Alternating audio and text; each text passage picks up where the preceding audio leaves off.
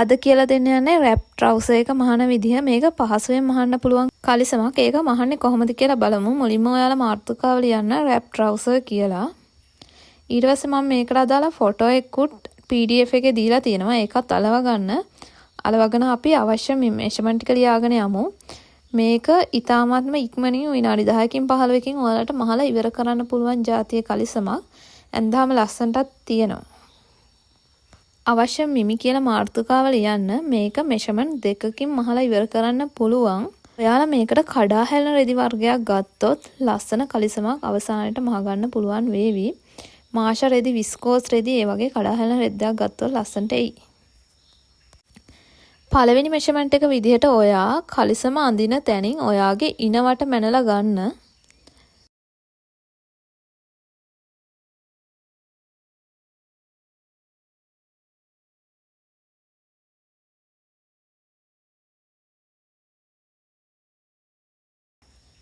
දෙවෙනි මෙෂර්මන්ට් එක විදිහට කලිසමේ උස මැනලා ගන්න. මේක ගොඩක්ම මහන්න පුළුවන් දිග කලිසමක් විදිහට තමයි. එහෙම නැත්නම් ඔයාලට ත්‍රිකෝණ සයිස් උනත් මහන්න පුළුවන්. දිග කලිසමක් තමයි ලස්සන. ඒකින්ද ඔයා කලිසමේ දිග කොච්චරක් ඕනේද කියලා මැනලා ගන්න. අපි ගත්ත ඉනවට මෙෂර්මන්ට් එක සම්මතංගල් 4ෙන් බෙදලා ඒකට සම්මතංගල් 2.5ක් එකතු කරලා ගන්නවා. ඒතකොට ඔයාලට කරන්න තියෙන්නේ ඉනවට 4ෙන් බෙදලා සම්මතංගල් 2.5ක් එකතු කරලා අවසාන උත්තරේ ගන්න. මම මගේ ඉනවට 32යි කියලා ගත්තා. 32 4ෙන් බෙදපුවාම උත්තරේ අංගල් 8යි. ඒකට 2.5ක් එකතු කරලා 10යි භාගයයි කියලා ගත්තා. ඊට පස්සේ මම කලිසමේ උස විදිහට 30ක් ගත්තා. ඒකට වාටිය නමලා මහන්න එකක් එකතු කරලා අවසාන උත්තරේ 31ක් කියලා ගත්තා. මේ දෙක විතරක් ඇති. මේක මහලා ඉවර කරන්න. මම මෙතන ආපු 10යි භාගයයි කියන අවසාන උත්තරේ A කියලා නම් කරනවා. ඊට පස්සේ උසට එකක් එකතු කරලා ගත්ත අවසාන උත්තරේ B කියලා ලකුණු කරනවා.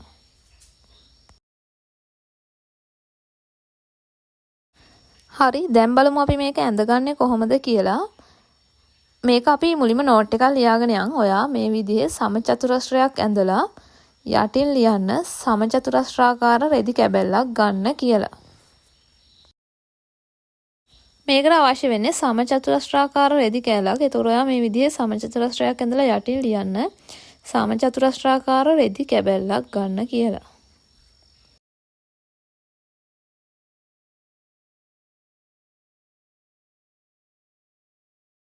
මේකට අපි දිග පළල කොච්චරක් ඕනේද කියලා බලමු. එතකොට ඔයා රෙදි කෑල්ල කොච්චරක් දිගට ගන්න ඕනේද කියලා. මේ පැත්තට ඔයා උස වගේ දෙගුණයක් ගන්න. හරහටත් උස වගේ දෙගුණයක් ගන්න. එතකොට ඔයාගේ උස වගේ දෙගුණයක සමචතුරස්‍රය තමයි ඇඳ ගන්න තියෙන්නේ. මගේ උස 31යි කියලා ඇවිල්ලා තියෙනවා. එතකොට මම මේ පැත්තට 31 වගේ දෙගුණයකුත් මේ පැත්තට 31 වගේ දෙගුණයකුත් ගන්නවා. 31 වගේ දෙගුණයක් කියන්නේ උත්තරය 62ක්. එතකොට ඔයා මේ පැත්තට 62කුත් මේ පැත්තට 62කුත් ගන්න ඕනේ. මම දැන් සමචතුරස්‍රාකාර කොළ කෑල්ලක් අරගෙන තියෙනවා. ඔයත් මාත් එක්කම මේ විදිහේ සමචතුරස්‍රාකාර කොළයක් අරගෙන අපි මේක කපන්නේ කොහොමද කියලා බලමු. මේ පැත්තට උස වගේ දෙගුණයකුත් හරහට උස වගේ දෙගුණයකුත් ගන්න. එතකොට මට 62ක් කියලා ආවා. හරහටත් 62ක් කියලා ආවා. මට පහළට 62කුත් හරහට 62කුත් තමයි ඇවිල්ලා තියෙන්නේ. ඔයාට රෙදිවලදී ගන්නවා නම් මේ ප්‍රමාණයට රෙද්දක් ගන්න බැරි නම් අපි මොකද කරන්න කියලා බලමු. ඒ කියන්නේ 60 පළල ෆැබ්‍රික් එකක් එහෙම ලැබුණොත් ඔයාලා මේ 62ක් කියන එක ගන්න බෑ. ඒකින්ද අපි ඒකට මොකද කරන්න කියලා බලමු. මම මේ ගත්ත සමචතුරස්‍රාකාර කොලේ හැදිලා තියෙන මෙන්න මේ වගේ ඍජු කෝණාස්ත්‍රාකාර කෑලි දෙකකින්. එතකොට ඔයාලට මෙහෙම සමචතුරස්‍රයක් නැතුව මේ වගේ ඍජු කෝණාස්ත්‍රාකාර කෑලි දෙකකුත් අරගෙන මේ වැඩේ කරගන්න පුළුවන්. සමචතුරස්‍රයක් ගන්න රෙදි මදි වුණොත් මේ වගේ ඍජු කෝණාස්ත්‍රාකාර කෑලි දෙකක් ගන්න. ඍජු කෝණාස්ත්‍රාකාර රෙදි කෑලි දෙකක් ගන්නවා නම් ඔයාලට මේ පැත්තට උසත් හරහට උස වගේ දෙගුණයකුත් ගන්න පුළුවන්. එතකොට අනිත් කෑල්ලෙත් මේ පැත්තට උස හරහට උස වගේ දෙගුණයක්. ඒ විදිහට ගන්න පුළුවන් රෙදි මදි වුණොත්. මේවා පටල ගන්න එපා. එහෙම කරන්නේ අපි රෙදි මදි වුණොත් විතරයි. දැන් අපි ආයෙම සැරයක් නෝට් එක ලියන්න යමු. ඔයා මෙතෙන් යනකම් නෝට් එක ලියාගෙන ඇති. ඊට පස්සේ ලියන්න රෙදි මදි වුණොත් කරන්න කියලා ඔයා ලියන්න මේ වගේ ඍජු කෝණාශ්‍රාකාර රෙදි කෑලි දෙකක් ගන්න පුළුවන් කියලා. එතකොට මේ විදිහේ ඍජු කෝණාශ්‍ර දෙකක් අඳින්න. ඊට පස්සේ ඔයාට මේ පැත්තට උස ගන්න පුළුවන්. හරහට උස වගේ දෙගුණයක් ගන්න පුළුවන්. ඊළඟ කෑල්ලෙත් මේ පැත්තට උස හරහට උස වගේ දෙගුණයක් ගන්න.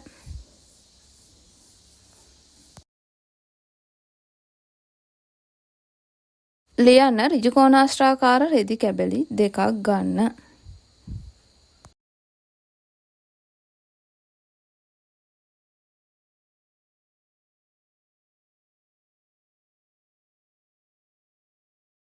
මට රෙදි තියෙන හින්දා මම ගත්තේ මෙන්න මේ වගේ සමචතුරස්‍රාකාර රෙදි කෑල්ලක්. එතකොට මම ඒක මේ විදිහට හතරට නවා ගන්නවා. ඔයා සමචතුරස්‍රාකාර රෙදි කෑල්ලක් ගත්තොත් මේ විදිහට හතරට නවා ගන්න ඕනි. ඔයා රෙදි මදි වෙලා ඍජු කෝණාශ්‍රාකාර රෙදි කෑලි දෙකක් ගත්තොත් මේ විදිහට එක මත එක තියලා ඒක දෙකට නවා ගන්න. ඍජු කෝණාශ්‍රාකාර රෙදි කෑලි දෙකක් ගත්තොත් ඒක එක මත එක තියලා දෙකට නවා ගන්න ඕනි. සමචතුරස්‍රාකාර රෙදි කෑල්ලක් ගත්තොත් ඒක මේ විදිහට හතරට නවා ගන්න ඕනි. ඊට පස්සේ අපි ඒකත් නෝට් එකේ ලියාගමු. අපි මෙහෙම සමචතුරස්‍රාකාර රෙදි කෑල්ල හතරට නවා ගන්නවා. නෝට් එකේ ලියන්න සමචතුරස්‍රාකාර රෙදි කෑල්ල හතරට නවා ගන්න කියලා. ඊට පස්සේ ආයෙ සරයක් ඔයා රෙදි මදි වුණොත් කියලා නෝට් එක ලියලා තියෙනවානේ. එතන ලියා ගන්න ඍජු කෝණාශ්‍රාකාර කෑලි දෙක එක මත එක තබාගෙන දෙකට නවා ගන්න. දැන් ආයෙ සරයක් නෝට් එකම ලියාගෙන යමු. අපි මෙහෙම ගත්ත සමචතුරස්‍රය හතරට නවා ගත්තා. ඊට පස්සේ ඔයාට හතරට නවා ගත්තාම මෙන්න මේ වගේ එකක් තමයි ලැබෙන්නේ.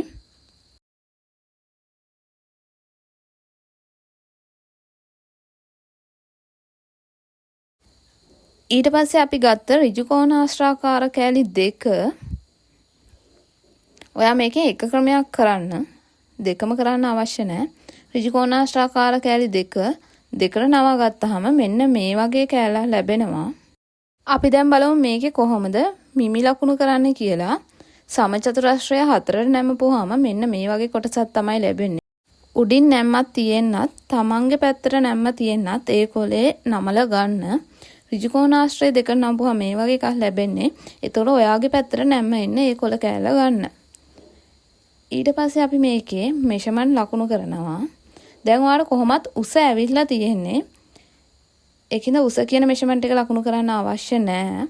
මෙතන ඉඳන් මෙතෙන්ද සම්මත අඟල් දෙකක් ලැබෙන විදිහටත් මෙතන සිට පහළට ඔයාගේ ඉනවට බෙදීම හතර එකතු කිරීම සම්මත අඟල් 2.5 ලැබෙන විදිහටත් මේක ලකුණු කරන්න ඕනි. ඒ කියන්නේ මෙතන ඉඳන් පහළට ඉනවට බෙදීම හතර එකතු කිරීම 2.5ත් හරහට සම්මත අඟල් 2ක් ලැබෙන විදිහට මෙන්න මේ ආකාරයට ලකුණු කරලා මෙහෙම කලිසමේ කරු හැඩය එහෙම නැත්නම් ගොල්ෆි එක කියන එක ඇඳ ගන්න. ඊට පස්සේ මම මේ යටින් ඇඳලා තියෙන එකේ නැවත වතාවක් ඔයාලට පෙන්නන්නම්. මෙතන ඉඳන් මෙතෙන්ද සම්මත අඟල් 2කුත් මෙතන ඉඳන් පහළට ඉනවට බෙදීම 4 එකතු කිරීම 2.5 කියලා ලැබුණු උත්තරෙත් ලකුණු කරලා මෙන්න මේ විදිහට කලිසමේ කරු හැඩය කියන එක ඇඳ ගන්නවා. ඊට පස්සේ මෙන්න මෙහෙම ඕපන් එක තියෙන පැත්තෙන් පොඩ්ඩක් රවුන්ඩ් කරලා ඇඳ ගන්න ඕනි. නැවත වතාවක් පෙන්නුවොත් මෙන්න මේ විදිහට ඕපන් එක පැත්තෙන් කර්ව් හැඩයක් වක්‍ර හැඩයක් ඇඳ ගන්න ඕනි. දැන් බලමු අපි කපාගත්ත කොළවල මේ මෙෂර්මන්ට් ලකුණු කරන්නේ කොහොමද කියලා. ඔයා සමචතුරස්‍රයක් හතරට නමලා හෝ ඍජු කෝණාශ්‍ර දෙකක් මේ විදිහට නමලා අරගෙන ඇති. ඔයාට එක ක්‍රමයකට කරන්න පුළුවන්. මම මුලින්ම සමචතුරස්‍රය ලකුණු කරන්නේ කොහොමද කියලා පෙන්නන්නම්. ඔයා මෙහෙම සමචතුරස්‍රයක් හතරට නමලා අරගෙන නැම්ම පැත්තෙන් මෙන්න මෙතෙන් ඉඳන් මෙතෙන් අඟල් දෙකකුත් පහළට ඉනවට බෙදීම 4 එකතු කිරීම 2.5 කියන අගයත් ලකුණු කරලා ඉස්සෙල්ලා මම කීව විදිහට මේකේ කරු හැඩය ඇඳ ගන්න හොඳට මතක තියාගන්න තමන්ගේ පැත්තට නැම්ම තියෙන්න ඕනේ. ඊට පස්සේ මෙන්න මේ විදිහට වක්‍ර හැඩයක් ඕපන් එක පැත්තෙන් ඇඳ ගන්න. දැන් මම මේක කපනවා. මෙන්න මේ විදිහට කරුව කපලා අයින් කරලා ඕපන් එක පැත්තෙන් මෙන්න මේ විදිහට වක්‍රව කපලා අයින් කරනවා. ඊට පස්සේ ඔයාට ලැබෙන්නේ මෙන්න මේ වගේ එකක්. මේකේ එක් පළුවක් ඉදිරිපස පළුව විදිහටත් අනිත් පළුව පිටිපස පළුව විදිහටත් ගන්න පුළුවන්. අපි බලමු මේක කොහොමද ගන්න කියලා. මෙන්න මේ උඩින් වෙන් කරලා අයින් කරන්න. එතකොට ඔයාට එක කොටසක් ඉදිරිපස පළුව විදිහටත් අනිත් කොටස පිටුපස පළුව විදිහටත් ගන්න පුළුවන්. මේ උඩ නැම්මෙන් තමයි අපි වෙන් කරලා මේ කොටස් දෙක වෙන් කරගන්නේ. ඔයාලා රෙදි මදි වෙලා මෙන්න මේ විදිහේ ඍජු කෝණාශ්‍ර කෑලි දෙකක් අරගෙන මේක කැපුවොත් කොහොමද ලකුණු කරන්නේ කියලා දැන් මම පෙන්නන්නම්. මෙතින් නම් මෙතෙන් අඟල් දෙකකුත් පහළට ඉනවට බෙදීම 4 එකතු කිරීම සම්මත අඟල් 2.5 කියලා ලැබුණු උත්තරේ ලකුණු කරලා ඉස්සෙල්ලා විදිහටම කරු හැඩය ඇඳ ගන්න. ඊට පස්සේ අපි මේ වගේ ඕපන් එක පැත්තෙන් වක්‍රව ඇඳලා මේක කපා ගන්නවා. එතකොට ඔයාට ඉස්සෙල්ලා අපි කපපු එක වගේ නෙවෙයි මෙහෙම කෑලි දෙක වෙන වෙනම එනවා. ඉස්සෙල්ලා අපි සමචතුරස්‍රයක් ඇඳලා ගත්ත හින්දා තමයි කෑලි දෙක වෙන් කරේ. මෙතනදී ඔයාට ඉදිරිපස පළුව හා පිටුපස පළුව කෙලින්ම ලැබෙනවා. හරි දැන් අපි බලමු මේක කොහොමද මහගන්නේ කියලා. ඔයා කොයි විදිහට කපා ගත්තත් මේ වගේ ඉදිරිපස පළුවක් හා පිටුපස පළුවක් ලැබිලා ඇති. අහන්න කලින් ඔයාලට කැමති නම් මෙන්න මේ විදිහට ඉනෙන් ඩාට් දා ගන්නත් පුළුවන්. ඩාට් එකක් දානවා නම් මෙන්න මෙතනින් ඩාට් එක ඇඳ ගන්න ඕනේ. මෙන්න මේ දුරේ හරිමැද අරගෙන හරිමැද ඉඳන් පහළට සම්මතංගල් 4ක් ලකුණු කරන්න. ලකුණු කරලා මෙන්න මේ විදිහට දෙපැත්තට අඟල් භාග ලකුණු කරලා ඔයාලට කැමති නම් ඩාට් එකක් ඇඳ ගන්නත් පුළුවන්. මම නැවත වතාවක් පෙන්වන්න ඩාට් එක අඳින විදිහ. මෙන්න මේ කොටසේ හරිමැද හොයාගන්න ඕනේ. හරිමැද ඉඳලා පහළට අඟල් 4ක් විතර යන්න ඉරක් ගහන්න. ඊට පස්සේ දෙපැත්තට අඟල් භාග බැගින් තියලා මෙන්න මේ ආකාරයට ඩාට් එකක් අඳින්න පුළුවන්. එතකොට ඔයා ඉස්සරහා පළුවට ඩාට් දෙකකුත් පිටිපස්ස පළුවට ඩාට් දෙකකුත් අඳින්න ඕනි. මෙහෙම හරිමැද හොයලා එතන ඉඳන් පහළට අඟල් 4ක් අරගෙන දෙපැත්තට අඟල් භාග තියලා පිටුපසටත් ඒ විදිහම ඩාට් එකක් ඇඳ ගන්න. ඊට පස්සේ මේ පැත්තෙනුත් ඒ වගේම ඩාට් එකක් අඳින්න. දැන් මෙන්න මේ වගේ එකක් ලැබිලා ඇති. අපි බලමු දැන් කොහොමද මේක මහන්නේ කියලා. මෙන්න මේ මම ලකුණු කරන විදිහට ඔයා මුලින්ම කරු හැඩය මහගන්න ඕනි. අඟල් භාගයක් හිටින විදිහට මෙන්න මේ ආකාරයට කරුව මහගන්න. මම දැන් ඒක කොලයක ඇඳපු නිසා ස්ටේපල් කරලා පෙන්නනවා. මෙහෙම අඟල් භාගයක් තියෙන මෙන්න මේ විදිහට මේ රවුම මහලා ඉවර කරන්න මුලින්ම. මේ මම පෙන්නන විදිහට අඟල් භාගයකින් අපි මේ කපාගත්ත කරුව කුයන කොටස මහලා ඉවර කරනවා. ඊට පස්සේ වෙනදා විදිහටම ඩාට් ටික මහගන්න තියෙන්නේ. ඩාට් මහලා ඔයා මෙන්න මේ මම පෙන්නන ආකාරයට මේ කොටස් දෙක අනිත් පැත්ත හරවන්න ඕනි. ඒ කියන්නේ කලිසමක් ලැබෙන ආකාරයට මම මේ පෙන්නන විදිහට හරව ගන්න ඕනි. මම ආයසරයක් පෙන්නනම් කොහොමද හරවන්නේ කියලා. මෙන්න මේ ආකාරයට මේක කලිසමක් විදිහට අනිත් පැත්ත හරව ගන්න ඕනි. මේක ඔයා රෙද්දෙන් කපලා මේ විදිහට හරවනකොට ලස්සනට එයි. ඉතින් මම කොලෙන්නේ කරේ. ඊට පස්සේ ඔයා ඉනට පටියක් දාපුවාම මෙන්න මේ ආකාරයට රැප් වෙලා කලිසම ලැබෙනවා. මම කොහොමද කියන්නම් පටියෙම දාන්නේ. මෙන්න මේ විදිහට රැප් වෙලා තමයි ඔයාට කලිසම ලැබෙන්නේ.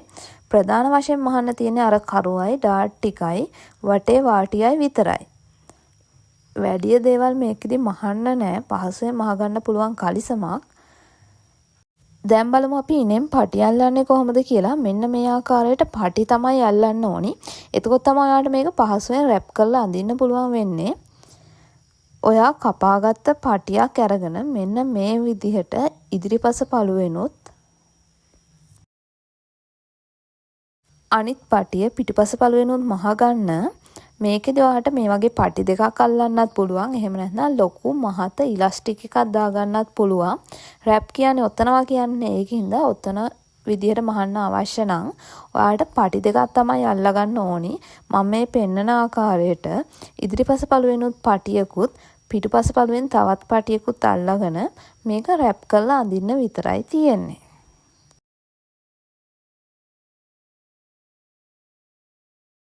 දැන් අපි යමු කලින් ලියාගත්ත නෝට් ටික සම්පූර්ණ කරන්න. ඔයා මෙතෙන් යනකන් නෝට් ටික ලියලාගෙන ඇති. ඊට පස්සේ අපි කපලා ඉවර වෙලා ලැබුණු රූප සටහන ඇඳගමු. මෙන්න මේ ආකාරයේ රූපයක් තමයි ඔයාට කපලා ඉවරුනහම ලැබුණේ.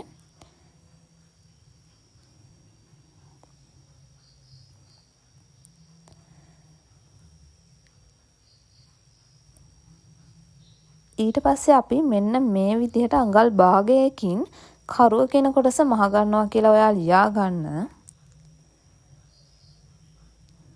ලියාගෙන මෙන්න මේ දුරේ හරිමැද හොයාගෙන මෙන්න මේ ආකාරයේ ඩාට් දෙකක් ඇඳගත්තා කියලාත් නෝට් එකේ ලියා ගන්න. නැත්නම් පස්සේ ඔයාට මේවා අමතක වෙලා යයි. හරි දැන් මම මේක රෙදි කෑල්ලක කපන විදිහ පෙන්නන්නම්. මම මෙතනදී සමචතුරස්‍රාකාර රෙදි කෑල්ලක් තමයි අරගෙන තියෙන්නේ. එතකොට පහළට උස වගේ දෙගුණයකුත් හරහට උස වගේ දෙගුණයකුත් රැගෙන මෙන්න මේ ආකාරයේ සමචතුරස්‍රාකාර රෙදි කෑල්ලක් ගන්නවා. ඊට පස්සේ අපි ඒක හතරට නවා ගන්නවා. හතරට නවා ගත්තාම මෙන්න මේ වගේ එකක් තමයි ලැබුණේ. ඊට පස්සේ ඔයාගේ පැත්තට නැම්ම හිටිනසේ මේ රෙදි කෑල්ල තියාගෙන අපි ඉතිරි මෙෂර්මන්ට් ටික ලකුණු කරමු. මෙතන ඉඳලා පහළට ඉනවට බෙදීම 4 එකතු කිරීම සමත අඟල් 2මාරත් හරහට අඟල් 2කුත් ලකුණු කරලා මෙන්න මේ විදිහට කරු හැඩය ඇඳ ගන්න. ඊට පස්සේ ඕපන් එක පැත්තෙන් මම මේ විදිහට වක්‍රව හැඩයක් ඇඳලා කපා ගන්නවා. මේක හරිම ලේසි මහන්න. ඒ වගේම ඔයාලට බිස්නස් එකක් කරලා මේ වගේ ට්‍රවුසර් ඩිසයින් ට්‍රවුසර් එකක් නේ ඒකින්ද වැඩි මිලට විකුණන්න උනත් පුළුවන්. හරි මම දැන් මේක කපා ගත්තා. මම සමචතුරස්‍රාකාර රෙදි කෑල්ලක් ගත්ත හින්දා ඉහළ නැම්මෙනුත් මේක ඉදිරිපස පළුව හා පිටුපස පළුව ලෙස කොටස් දෙකකට වෙන් කර ගන්නවා. පැහැදිලිව පෙන්වන්න අවශ්‍ය නිසා මම මේක අතින්ම මහලා පෙන්වන්නම්. ඔයාලා නැති මැෂින් එකේ මහන්න. මම මේක රෙකෝඩ් කරන්නේ ලයිට් නැති වෙලාවක. මම මුලින්ම කරුව කියන හැඩය මෙන්න මේ විදිහට මහ ගන්නවා.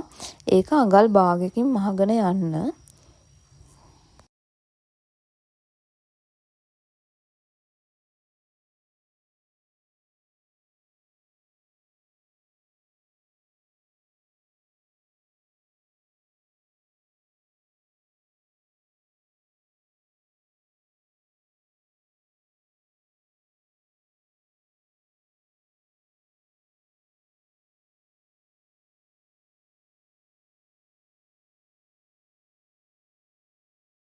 ඊට පස්සේ මම මේකේ ඩාට් ටිකක් මහ ගන්නවා. මෙන්න මේ විදිහට හරිමැද හොයාගෙන මම ඉස්සලා කියපු විදිහට ඩාට් ලකුණු කරලා ඔයා මහ ගන්න. මම මේ මෙතන නිකන් පෙන්වන්න විතරයි මහන්නේ. මෙහෙම ඉදිරිපස ඩාට් සහ පිටුපස ඩාට් මහ ගන්න.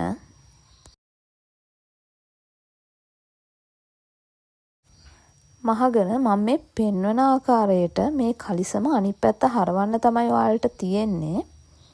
මෙන්න මේ විදිහට අනිත් පැත්ත හරව ගන්න. හරවගෙන ඉනට පටි දාලා දෙපැත්තේ වාටිය මහලා මේක ඉවර කරගන්න පුළුවන්.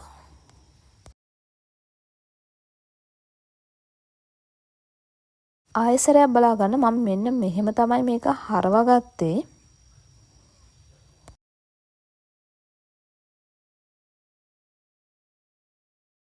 ඊට පස්සේ මෙහෙම වාටිය නමලත් ඔයා මහ ගන්න ඕනි.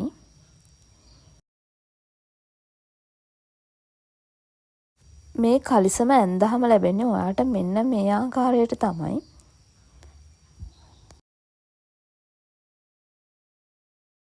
ළමෙක් පටි අල්ලන්න දන්නේ නැහැ කියලා තිබුණා. ඒකින්ද මම පෙන්නන්නම් මේකට පටි අල්ලන්නේ කොහොමද කියලා.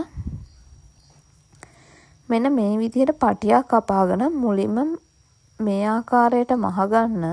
මෙතනදී ඔයා අඟල් 3ක විතර පටියක් කපා ගන්න. ඒක සම්මතාගයක් නෙමෙයි. ඔයාට කැමති නම් ඊට වඩා ලොකු පටියක් උනා කපා ගන්න පුළුවන්. ඊට පස්සේ මෙන්න මේ මූට්ටුව පේන්නේ නැති විදිහට මෙන්න මේ ආකාරයට නවලා මහ ගන්නත් පුළුවන්. මේ පටිය අල්ලන්න නීතියක් නැහැ. ඔයාට කැමති විදිහට පටිය කපලා මහන්න පුළුවන්. ඉතින් ඔයා මෙන්න මේ වගේ ලස්සන කලිසමක් මහලා යටින් කමෙන්ට් එකක් දාන්න බලන්න.